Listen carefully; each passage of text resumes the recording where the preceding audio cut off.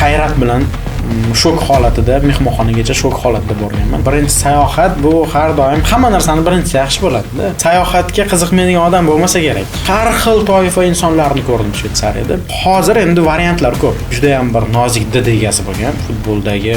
Endi biz sohamizdan kelib chiqib javob beraman-da. Xavflilik darajasi Amazonka bilan bir xil degandik. Zargar deyshadi. Shunaqa taxallus, chunki zargarlarga xos o'yin o'tkazgan. Shaxsan men uchun qiziqarli tuyulyapti. Lamborghini yoki Bugatti turishi mumkin. O'zbekiston o'z tarixida eng ko'p medallarni qo'lga kiritgan olimpiadaning bir qismi bo'lganligi emas. O'sha yerda oilaviy borib yashamoqchi bo'lsangiz, Parijni tavsiya qilmayman. Toshkentda yursam ham qishlog'imni sog'inaman. Assalomu alaykum aziz do'stlar. MyTourdan yangi loyiha, ya'ni My Podcast loyihasi. Bunda asosan har xil soha vakillari bilan suhbatlar bo'ladi. Sayohat to'g'risida, ularning sohalari to'g'risida ko'pchilikka manfaat, foyda degan suhbatlar bo'ladi. Birinchi mehmonimiz va birinchi sayohimiz futbol sharhlovchisi Abdurashid aka Odilov aka. Birinchi taklifimizga rad etmasdan kelganingiz uchun rahmat avvalambor. Assalomu alaykum hammaga. Avvalambor sizga taklif uchun rahmat. İlk songa taklif etilganligim men uchun qiziq va hali bu podkast formatidan boxabar emasman, lekin qiziq, shaxsan men uchun qiziqarli tuyulyapti. To'g'ri, ko'pchilik qiziqdi taklif berganimizda podkastga sayohat mavzusi qanaqa bo'ladi? Bizda faqat sayohat mavzusi emas, oddiy hayotiy mavzular, samimiy suhbat bo'lish tarafdorimiz biz ham, asosiy savollarimiz ham shunga mos. Lekin sayohatga mos boshida sayohat mavzulari bo'ladi. Bo'ldi. Suhbat jarayonida menimcha obunachilaringiz ham o'zlari xulosa qilib olishadi.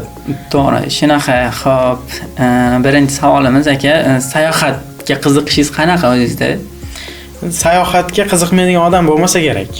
O'ylaymanki, juda ko'pchilik sayohatga qiziqadi, faqat o'sha mustasno insonlar bo'lishi mumkin.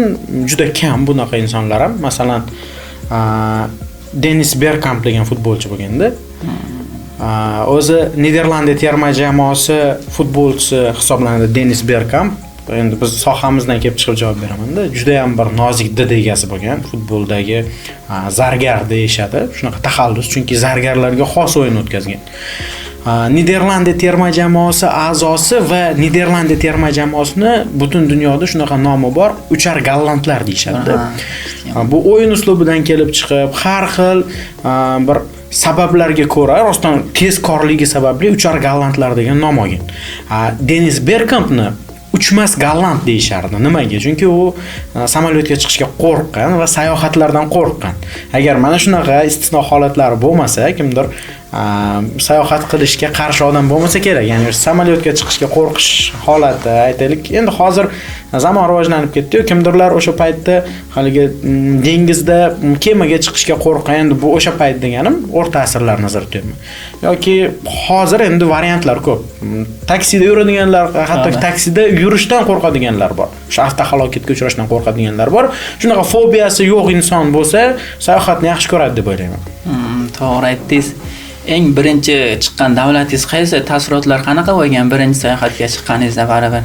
Endi o'zi bu sayohat haqida baribir podkastning asosi sayohat haqida, chunki MyTour sayyohlik agentligi tashkil etgan bu podkastni aslida men juda bir maqbul variant bo'lmasam kerak deb o'ylayman bu suhbatga, chunki juda ko'p davlatlarga bormaganman.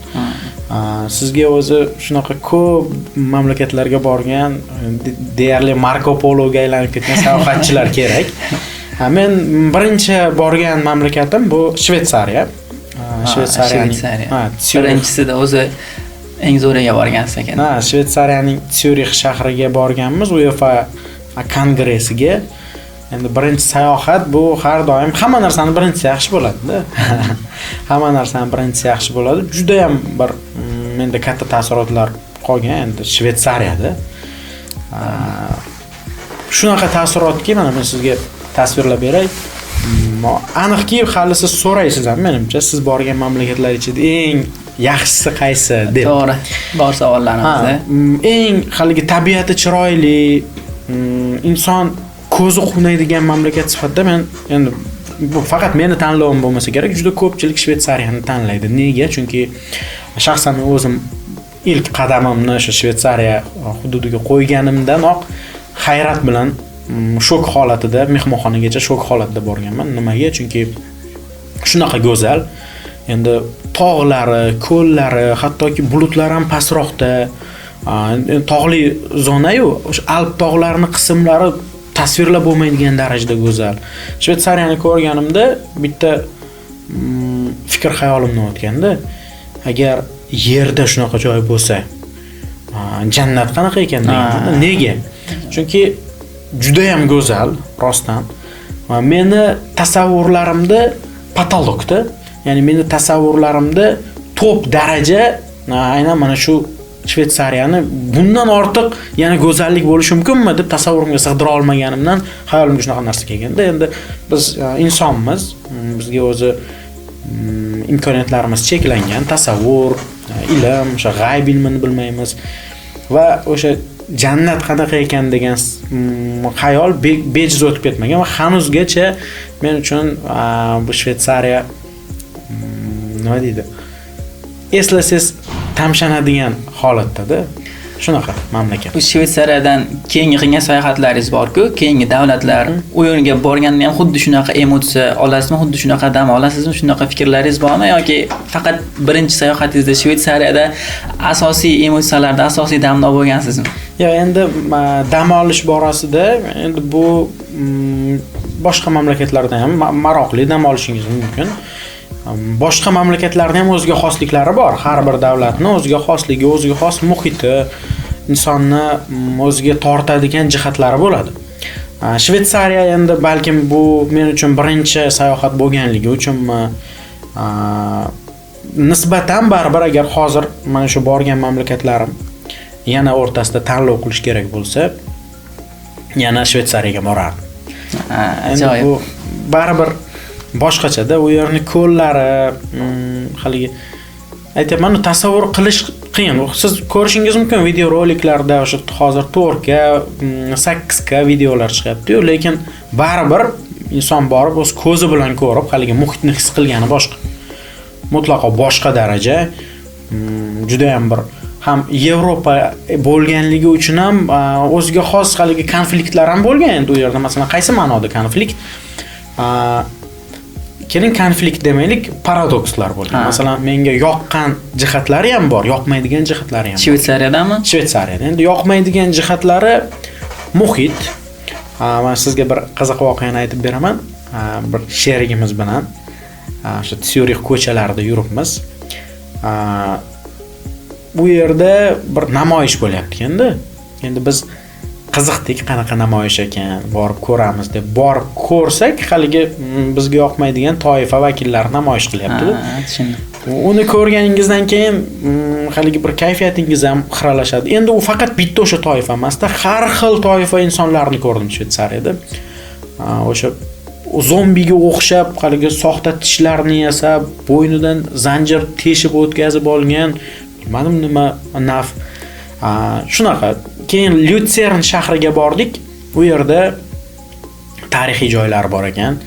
Tarixiy joylar, keyin o'sha ko'llari bilan, gullari bilan mashhur. Hamma narsa tabiiyda.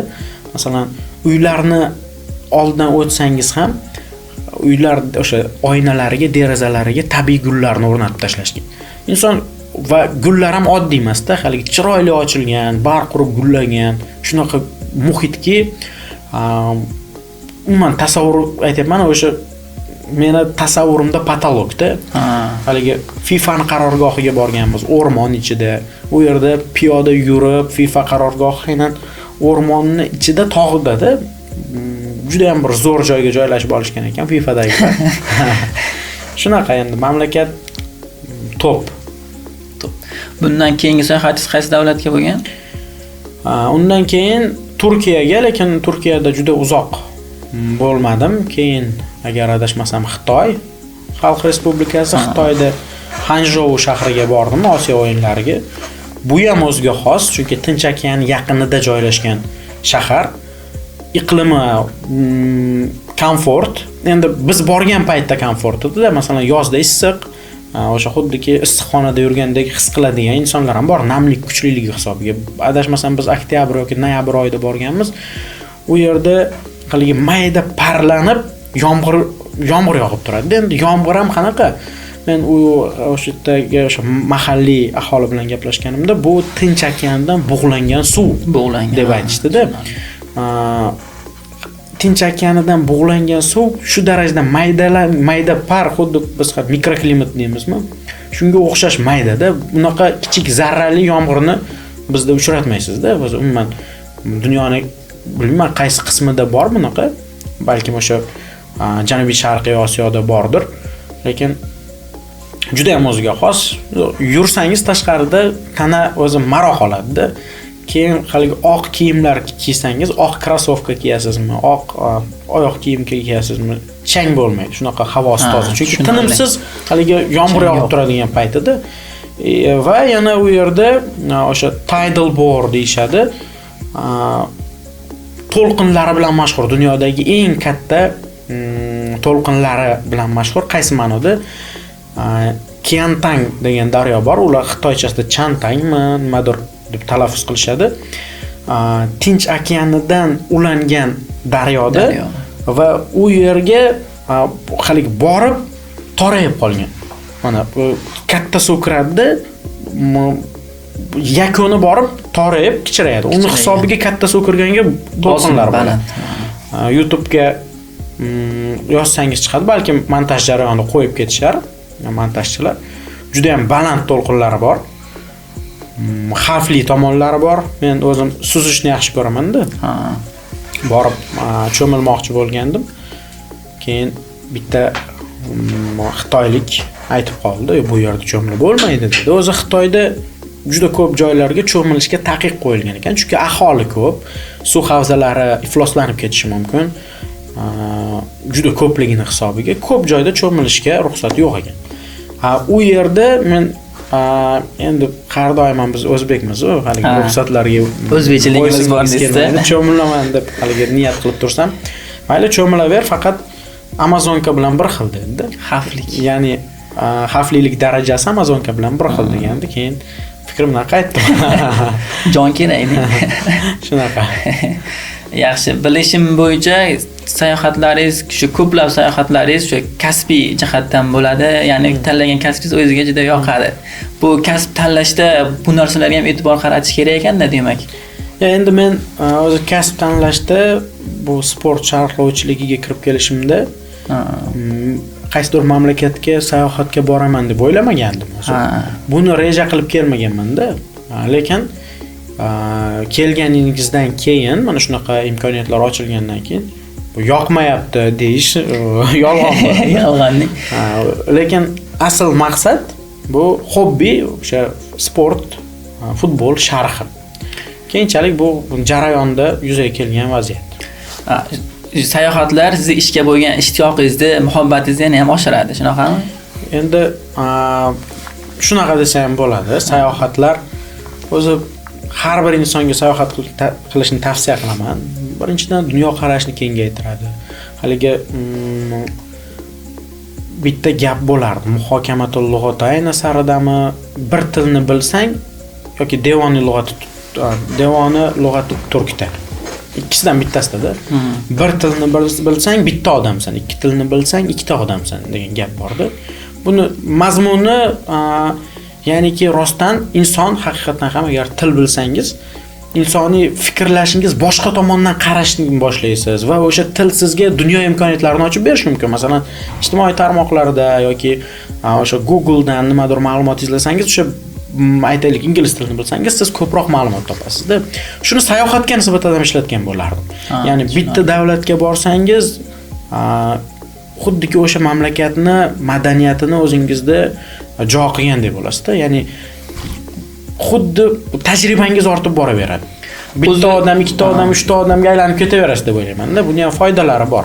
Tushunarli. O'zi bir davlatdan shu boshqa davlatga borganingizda yoki ko'p sayohat qilganingizda shu madaniyatlar ta'siri qay darajada ta'sir qiladi odamga? Chunki ko'ramiz, ko'pchilik sayohatga borib kelganda fikrlashi o'zgarib ketadi, mentalitetiga ham ta'sir qiladi. Sizga qanaqa ta'sir qilgan bu narsalar? Endi masalan, to'g'ri savol. Ba'zilar o'sha g'arb mamlakatlariga agar sayohat qilishsa, ularni mentalitetiga ham ta'sirini o'tkazishi mumkin. Nega? Chunki u yerda biroz fikrlash boshqacharoqda. Masalan, o'sha aytayapman-ku, namoyishchilar bu faqat o'sha yomon toifani aytmayapman.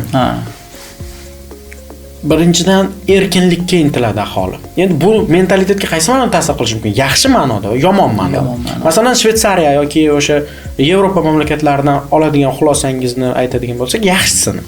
Insonlar sport bilan muntazam shug'ullanadi. Muntazam sport bilan shug'ullanadi. Uni o'sha eshigini tagida Lamborghini yoki Bugatti turishi mumkin, lekin undan foydalanishdan ko'ra o'zi sog'ligiga foydali. Ko'chada har safar kimdir yugurib yurgan bo'ladi istalgan payt. Endi to'g'ri bunga iqlimi ham javob berar, lekin baribir sog'ligiga e'tiborli, o'sha iste'mol qilayotgan taomlariga e'tiborli, haligi yog'li, faqatgina osh, haligi faqatgina oshqozonga og'ir botadigan ovqatlarni iste'mol qilmaydi. Shu tomonlarni o'rganishingiz mumkin. Yaxshi tomonlar. Ovqatlanish madaniyati. Ovqatlanish madaniyati. Jamoat transportidan foydalanish. Aytaman, o'sha Lamborghinisi bor inson tramvayda yuradi yoki avtobusda yuradi-da. Bizda biroz mana shu tomonlarini olishimiz kerak, yaxshi tomonlarini. Jamoat transportida yurishni o'rganishimiz kerak. Aytaylik, uyingizda o'sha eng so'nggi rusumdagi mashina bo'lishi mumkin, lekin jamoat transportida yurishingiz bu sizga va umuman jamiyatga foyda deb o'ylayman. Bu sizni kambag'alligingizdan darak bermaydi. Jamoat transporti bizda noto'g'ri qarash bor. Siz metroda kimdir ko'rib qolsa, siz metroda yurasizmi deb ajablanib qolish mumkin-da. Metroda yuraman, nimasi normal. Menga shu qulay, to'g'ri. Shunaqa tomonlarni olishingiz mumkin. Yomon tomonlarini ta'sir qilishi mumkin. Kimlargadir uzoq vaqt yashasa, mental jihatdan ta'sir qilishi mumkin. Faqat insonni o'ziga bog'liq hammasi. Bu sortirovka qilib olish kerak, ya'ni saralab olish kerak, o'zbek tilida aytadigan bo'lsak. Foydalilarni olish kerak, zararli jihatlarini olmaslik kerak. Yaxshi. Sayohatga shu borib kelgandan keyin dunyo qarashingizni o'sish sezilganmi? O'zingizga sezilganmi shu narsalar? Yo'q, endi men oldindan so'raganman. Yo'q, hazil. Endi biz oldindan ham yaxshi bo'lmaganmiz. Borib kelganimizdan keyin bir yaxshi bo'lib qolmadik. Lekin baribir o'sha foydasi bo'ladi. Dunyo qarashi o'sadi insonda. Siz baribir globalniroq fikrlashni boshlaysiz-da. Tushunarli. Bo'ladi foydasi. Bundan keyingi sayohatingiz menimcha Parij Olimpiadasiga bo'lgan. Shunaqami? Menimcha shunaqa. Parij Olimpiadasiga Fransiyaga bo'ldi. Endi Fransiya ham o'ziga xos mamlakat, juda ham chiroyli mamlakat, tarixiy mamlakat. Bu yerdagi o'sha turfa xil muzeylar, Louvre muzeyi masalan, aytaylik, dunyodagi eng ko'p turistlarni o'ziga jalb etadigan muzey hisoblanadi. O'zi Parij dunyoda eng ko'p sayyoh tashrif buyuradigan shahar. Va Louvre muzeyi uni kirsangiz ichiga juda ham bir boshqacha atmosfera. Haligi eksponatlardan ko'ra o'zi qasrda, o'zi qasrga qurilgan Louvre muzeyi, ya'ni qasrni reformatsiya qilib, ya'ni ixtisoslashtirib muzeyga aylantirishgan. Va juda ham zo'r va bunaqa joylar ko'p Parijda. Aytaylik, o'sha taekvondo bahslari bo'lib o'tdi. Ulug'bek Rashidov oltin medalni qo'lga kiritdi, Svetlana Osipova kumush medalni qo'lga kiritdi. Shu arena bitta tarixiy bir saroy. Mana tasavvur qiling, sport arenasida u tarixiy saroyga qurilgan. Va agar o'sha olimpiadani kuzatganlar bo'lsa yaxshi bilishadi, xuddiki qirollarga o'xshab chiqib kelishdi-da final ishtirokchilari. Ulug'bek Rashidov bir tarafdan, narigi tarafdan raqibi va ikkisi xuddiki qilichda to'qnash kelgandek. Shunaqa tarixiy joylari juda ham ko'p va Parijni yoqmaydigan tomonlari ham ko'p bo'ldi. Olimpiadadagi tashkilotchilik borasida fransuzlar juda bir hammaga o'rnak bo'ladigan darajada bo'lishmadi, lekin yoqadigan taraflari ham ko'p. Shu tarixiyligi yoqdi. Yana nimasini aytish mumkin? Xo'p, go'zalligi yoqdi. Eyfel minorasi-chi? Tabiati, Eyfel ham san'at asari. Bu 19-asr me'morchiligi uchun mutlaqo boshqa daraja. o'sha to'laligicha po'latdan qurilgan. Endi Parij endi Fransiya ham baribir dunyoga mashhur. Baribir go'zal joylar, yoqadigan tomonlari ham bor, yoqmaydigan tomonlarini aytadigan bo'lsak, bu kriminalistika, ya'ni o'sha jinoyatchilik avj olgani. O'zimizni ham o'sha mashinamiz oynasini sindirib ketishdi. Abdurahmon Fazilov. O'zbekiston futbol assotsiatsiyasi fanatlar rahbari Abdurahmon aka. Sizlar ular bilan birga turgansizlar? Ha, birga yashaganmiz Abdurahmon aka bilan. Juda ham yaxshi inson sifatida va o'sha mashinani oynasini sindirib ketishdi. O'g'irlik ko'pligi sababli. Va o'sha Eyfel minorasiga borayotganimda ham hali ko'chada ko'rasizda, har xil portretlarni yopishtirib tashlashgan. Yo'qolgan insonlar. U bolalar emas, ayollar emas. Endi bor orasida navqiron yoshdagi insonlarni, yigitlarni o'g'irlab ketishganda, kidnap deb yozib tashlashgan. Bo'lmasa, juda ham endi olimpiada paytida kuchli o'sha muhofaza qilindi. Deyarli butun dunyodan politsiya jalb etildi. Ispan politsiyasi keldi, AQSh politsiyasi keldi, Qatardan borishdi. Juda ko'pchilik politsiyasini yubordi. Ammo bu oldin bo'lgan voqealar, ya'ni o'g'irlik, kriminalistika ko'p ekan. Oilaviy borib yashamoqchi bo'lsangiz Parijni tavsiya qilmayman. Va u yerda ba'zi o'zbekistonlik insonlar bilan ham suhbatlashish imkoni bo'ldi. Yurtdoshlarimiz bilan, Parijda ishga boradigan yurtdoshlarimiz bilan va o'sha ijara narxini so'radimda, qancha ijara, qancha maosh topasizlar deb so'raganimda arzonroq narx aytishdi ijara. Nega arzon desam, chunki biz dedi 6-rayonmi, 19-rayonmi shu yerda turamiz dedi. Hozir esimda yo'q. Nimaga desam, nima xo'p bu yerda tursangizmi, Parijdan uzoqmisam? Yo'q, yaqin. Xo'p, nimaga unda narxi arzon desam, bu yerda kriminalistika kuchli.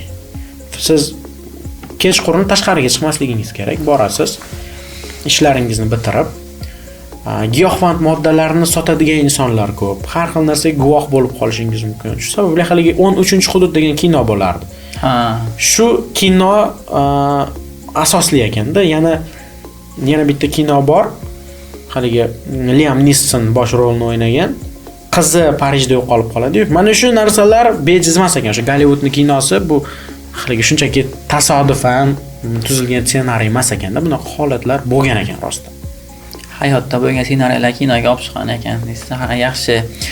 Eng esda qolarli voqeangiz ham menimcha shu Parijda bo'lgan shekilli yoki boshqa yana eng esingizda qolgan voqea bo'lganmi sayohatda boshqa davlatlarda? Endi qaysi ma'noda esda qolgan? Kulgili yaxshi ma'noda, kulgili ma'noda o'zi esda qoladi-ku, kimgadir ko'rishganingizda aytib beradi biz.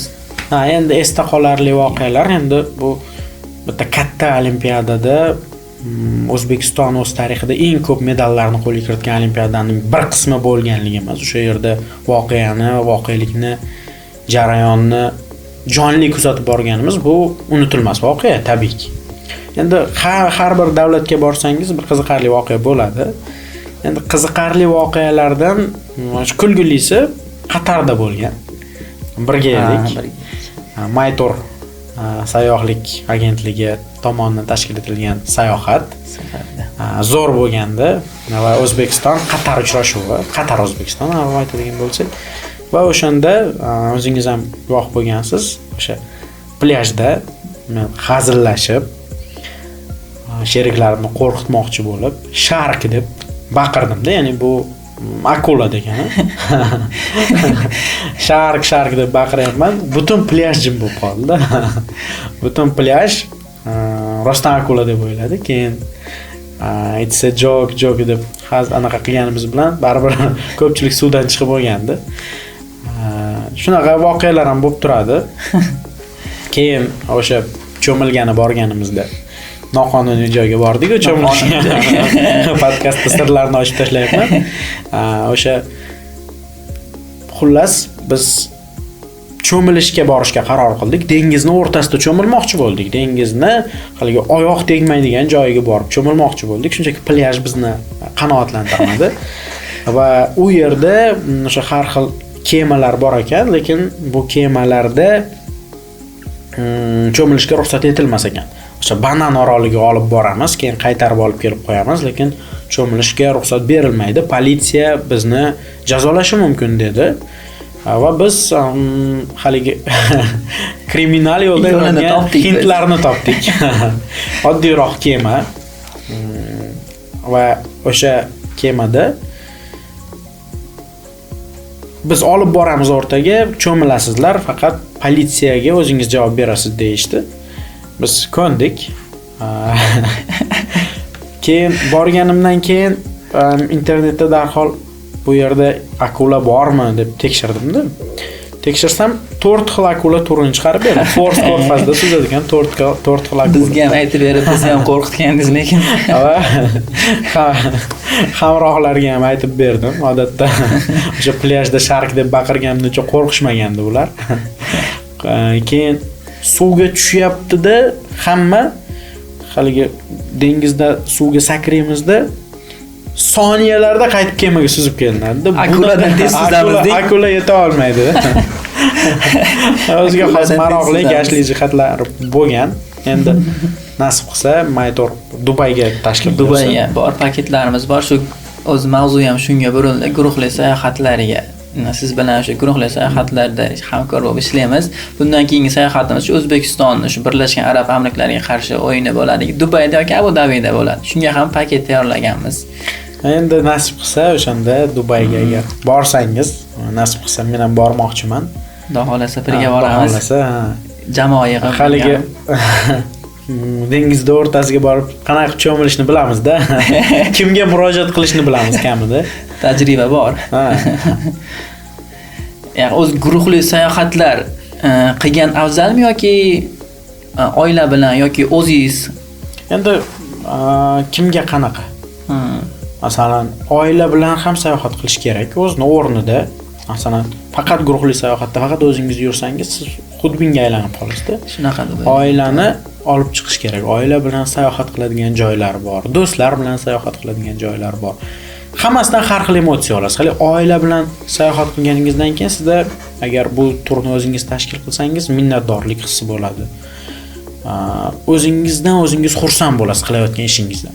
Do'stlar bilan bo'lsa boshqacha emotsiya, har xil hazillar, voqealar va ba'zida inson o'zi ham sayohat qilgisi kelib qoladi. Bu nisbatan psixologik holatga bog'liq. Tinchlik istab qolishi mumkin, tinchroq, holiroq joyni istab qolishi mumkin. Shunaqa paytda hammasini o'rni bor-da. To'g'ri. Hammasini o'rni bor. Ko'pchilik o'zi sayohat qiladi, do'stlari bilan yoki boshqa bilan. Oila bilan biz o'zimiz tur paket sotamiz, bizga bilinadi. Oila bilan faqat Sharm-el-Shayx yoki qanaqadir o'sha plyajni o'tqilib bo'ladi.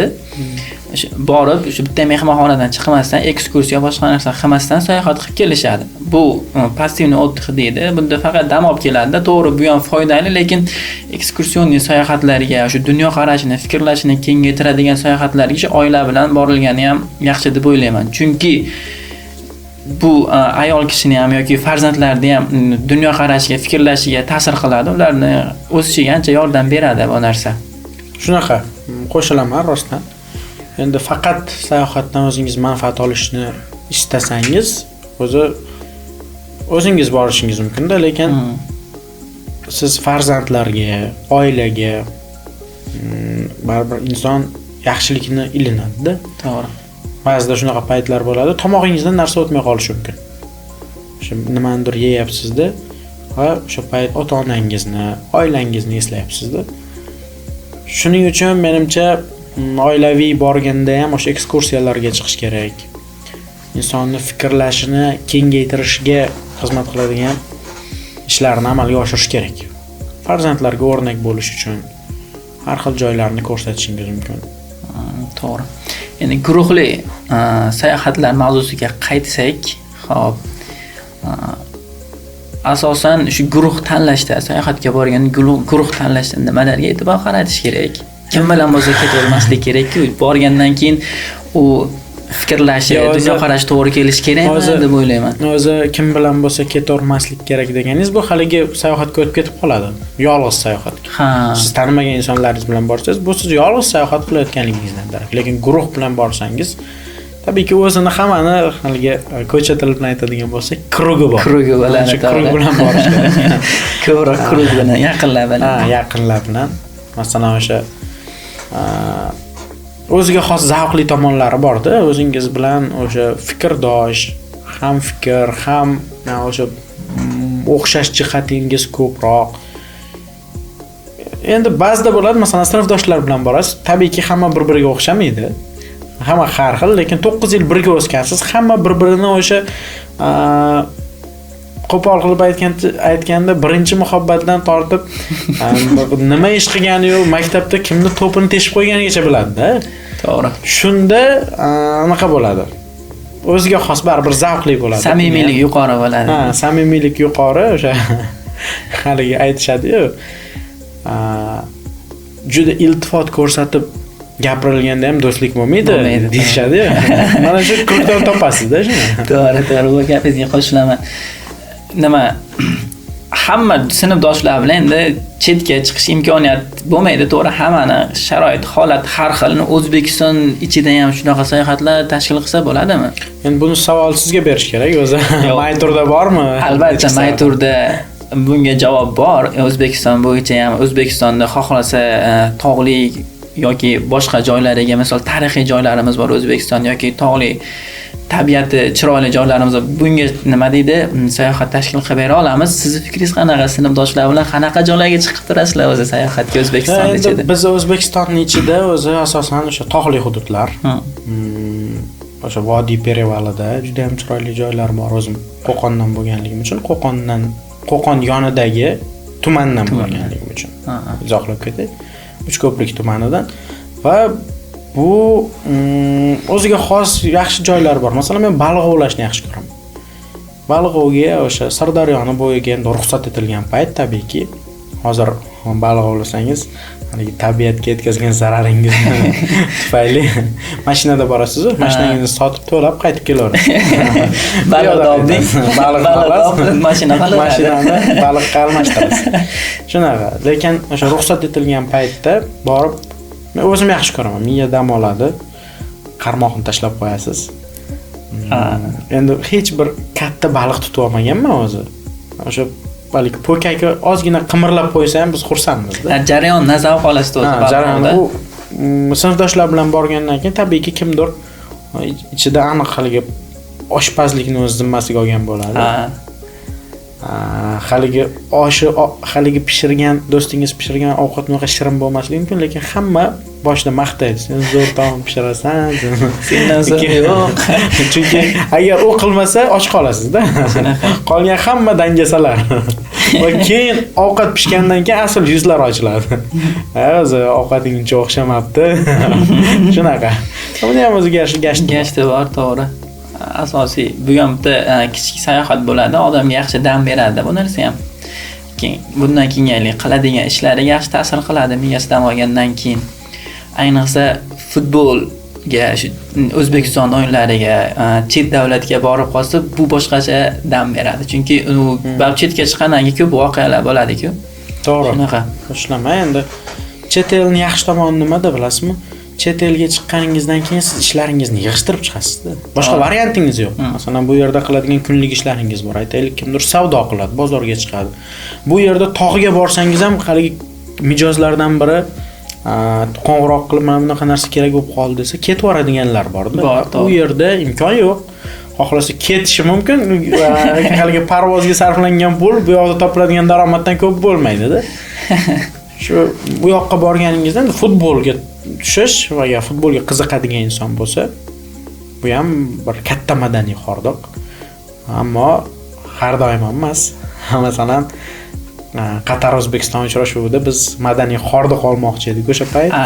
Afsuski, kuchli ruhiy zarba oldik oxirgi daqiqada o'tkazib yuborilgan goldan keyin. Futbol endi shunaqa-da, fanatlar haligi o'sha Ergash Karimov miniaturasidagi holatda bir kun xursand bo'lasiz, bir kun o'sha toshoynani qidirib qolasiz. Toshoyna qana deb. O'zi shu futbol orqali yo qanaqadir eventlar orqali sayohat qilish yoqadimi sizga? Sayohatingizga qanchalik ta'sir qiladi bu narsalar? Yo, endi zo'r, masalan, endi men aytyapman-ku, haligi sizga hamma narsani yig'ishtirib ketasiz deb. Men unaqa qilmayman-da. Men kasbim nuqtai nazaridan borgan joyimda agar qaysi bir futbol eventi bo'lsa, uni yoritishga ko'proq e'tiborim sarf etiladi. Lekin bu kasbim, o'z yoqtirgan ishim bo'lganligi uchun men maroq olaman. Tushunarli. Xo'p, Dubayga ham shu kasbingiz orqali borgandan keyin ham o'sha o'z faoliyatingizni bajarasiz, plus sayohat ham bo'ladi. Xudo xohlasa. Yaxshi. Xo'p. Borishni shu orzu qiladigan davlat bo'ladi. Hammada shu yerga borsam yoki shu yerda yashasam. Sizda bormi shu davlat? Endi bu hammada bo'ladi deb aytdingiz o'zingiz. Savolingizga javob topdingiz. Rostdan hammada bo'ladi. Borishni orzu qiladigan mamlakatingiz bo'ladi, borib yashashni orzu qiladigan mamlakatingiz bo'ladi. Menda ikkisida bir xillikmikan, bir o'zim ham hech o'ylab ko'rmaganman ekan. Masalan, Shvetsariyada yashab kelardim. Shvetsariyada yana borishni orzu qilaman. Va yana bitta men orzuyimdagi mamlakat bor. Bu Saudiya Arabistoni. Madina, Makka. O'sha haligi mashhur qo'shiq bor-ku. Qani shunday imkon bo'lsa edi. Bu dunyoning eng go'zal shahri Madinada uyim bo'lsa edi degan qo'shiq bor. Shunaqa Madinada yashash, u yerdagi muhit tamomila boshqa deb o'ylayman va nasib qilsa yaqinda rejalashtiryapman, Xudo xohlasa. Agar Alloh yetkazsa Saudiya Arabistoniga bormoqchiman va o'zim ichimdan o'sha orzuyimdagi joyni ko'rmoqchiman. Makka, Madina bu juda ko'pchilikning orzusidagi joy. Menda o'sha Saudiya Arabistoni va agar imkon bo'lsa Shvetsariyaga ham bir marta borish. Nima? Ko'pchilik o'ylaydi, hozir safar qilish, umumiy safar qilishimiz sayohat yuzasidanmi yoki ish bo'yichami yoki o'qish bo'yichami chet elga ketadiganlar ko'p-ku. Bu inson shaxsiy rivojlanish uchun, hayot uchun qanchalik zarur, qanchalik kerak narsa? Haligi gap bor, surish kerak. Ya endi o'sha kimga qanaqa, masalan, maqsadli bir oldingizga maqsad qo'yib, Garvardda o'qiyman, Kembridjda o'qiyman. Yoki boshqa bir o'zingizning maqsadlaringiz bo'lishi mumkin. Germaniyaga borib men bunaqa ish qilaman. Aytaylik, men Oxfordda professor darajasiga erishaman. Shunaqa maqsadlar bo'lsa, chet elga borgan ma'qul. Lekin har doim inson vatanni sog'inadi. Haligi men sog'inmayman degani ham ishonmayman. Sog'inadi. O'sha bir mashhur voqea borda, haligi she'r bor. Ota makonim, onajon o'lkam, O'zbekiston jonim to'shay soyangga, senday mehribon yo'q, seningdek ko'rkam, Rimni alishmasman bedapoyangga. Muhammad Yusuf men eshitgan hikoya bo'yicha u Parijga borishgan. Poyezdka bilan, o'sha xizmat safari bilan. U yerda o'zi ko'proq muddatga borishgan. O'sha she'rda ham bor. Parijning eng go'zal restoranlarini onamning tandiriga alishmasman men. 3 kunda sog'insam nima qilayman deb yozishganda. Endi shoirona tabiatga ega insonlarda bunaqa holat 3 kunga bormay seziladi. Muhammad Yusuf hattoki o'sha xizmat safari yakunigacha kutmay kelib yuborgan deyshadi. Rimni alishmasman bedapoyanga degan jumlalar aynan mana shu voqelikdan keyin yuzaga kelgan. Ya'ni juda katta ma'noda bedapoyaga Rimni alishmaslik to'g'risida gap ketyapti-da. Rim, qadimiy Rim, butun barcha yo'llar Rimga olib boradi. O'rta o'sha G'arbiy Rim imperiyasidan keyin muqaddas Rim imperiyasi bo'lgan, bu dunyo tamadduniga xizmat qo'shgan haligi xizmat qilgan katta bir shaharni bedapoyonga alishmasman deyapti-da. Bunaqa narsa bejiz emas. Rostdan inson chet elga chiqqandan keyin sog'inib qoladi o'zini vatanini. Hattoki masalan men o'zim qishloqda tug'ilganman, qishloqda o'sib ulg'ayganman-da. Mana shu Toshkentda yursam ham qishlog'imni sog'inaman. Hali kelmasimdan sog'inaman. Haligi o'zimizni o'sha qishloqdagi insonlar, sodda, samimiy insonlar bo'ladigan haligi siz futbol o'yinlari, xalq o'yinlari siz juda haligi komfortda yashamassiz balkim. Lekin bu bizni ulg'aytirgan, biz ulg'ayishimizga hissa qo'shgan joyda. Kindik qoni to'kilgan degan haligi ko'tarinki gaplarni aytish mumkin. Lekin har bir inson vatanni baribir sog'inadi. Endi siz tasavvur qiling, Toshkentda turib, men o'sha qishlog'imni sog'inyapman-da. Koreyada, Xitoyda uzoq yillardan buyon yashayotgan insonlar bor, Amerika Qo'shma Shtatlarida va hattoki hujjati bilan bog'liq muammosi borda O'zbekistonga qayta olmaydiganlar bor. Tasavvur qiling, juda og'riqli-da. Haligi narsa ham bejiz bo'lmagan, o'sha Zahirada Muhammad Boburning mashhur jumlalari bor-ku. O'z yurtingda shoh, o'zga yurtda shoh bo'lguncha o'z yurtingda gado bo'l. Bu ham amalda bo'lgan voqelikda. Ya'ni Zahirada Muhammad Boburnomada ham juda ko'plab tilga olgan yurt sog'inchini. Xullas, o'zimizga yetmaydi, lekin shaxsiy rivojlanish uchun, maqsadli rivojlanish uchun qaysidir ma'lum vaqtga borib kelishni tavsiya qilaman. Qaytib kelishni tavsiya qilasiz hammaga. O'qish uchun, ish uchun ketganlar hammasiga to'g'ri. Baribir kindik qon to'kilgan joy. Bunga foydasi tegish kerak, manfaati tegish kerak, rivojlanishga yordam berish kerak deb o'ylayman. Xo'p. Sayohatga chiqqaningizda shu maza qilib dam olishingiz uchun nimalarga e'tibor qaratasiz ko'proq? Endi o'sha nimalarga e'tibor qarataman? Birinchidan men o'zim yaxshi ko'radigan narsa dengizni yoni bo'lishi kerak. Dengizni yonida cho'milishni yaxshi ko'raman dedim-ku. Dengizni yoni iqlimi, masalan, iqlimi qay darajada menga mos keladi va o'sha borib joylashiladigan mehmonxonaning qulayliklari, afzalliklari va jamoadoshlar. Sheriklar. To'g'ri. Mehmonxonaga ko'pchilik e'tibor qaratmaydi. Chunki hozir turpaketlar klient chaqirish uchun turfirmalar shu turpaketda arzon narxlarini aytishadi. Bu degani shu arzon mehmonxonalar bo'ladi. Bu sifati, xizmat ko'rsatishi past bo'ladi. Ko'pchilik borgandan keyin maza qilib dam olish o'rniga, o'sha g'am tashvishlarini unutish, ekskursiya aylanish o'rniga mehmonxonadan nolib kelishadi. U keyin turfirmalariga muammo qilishadi, muammolarini aytishadi. Lekin o'zlari shu paketni tanlab qo'yishgan bo'ladi.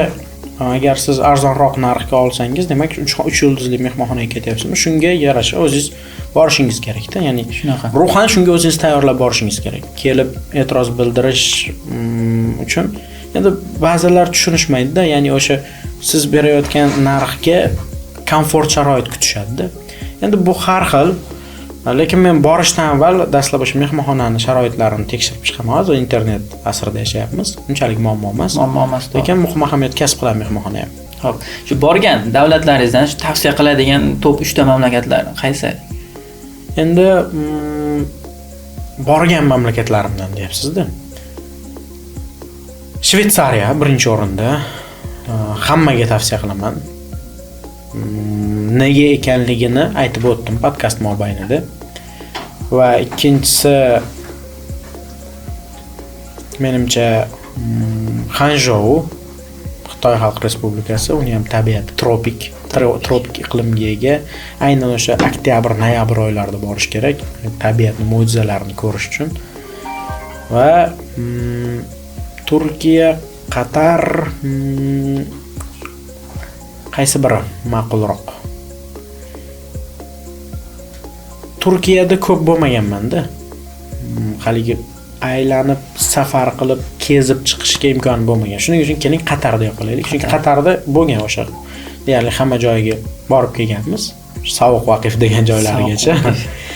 Shu 3 ta mamlakat: Shveysariya, Xitoy Xalq Respublikasining Hanzhou shahri va Qatar, Doha. Ajoyib. My Podcast loyihasini kuzatishda davom eting. Bundan qiziqarli suhbatlar hali oldinda. E'tiboringiz uchun rahmat.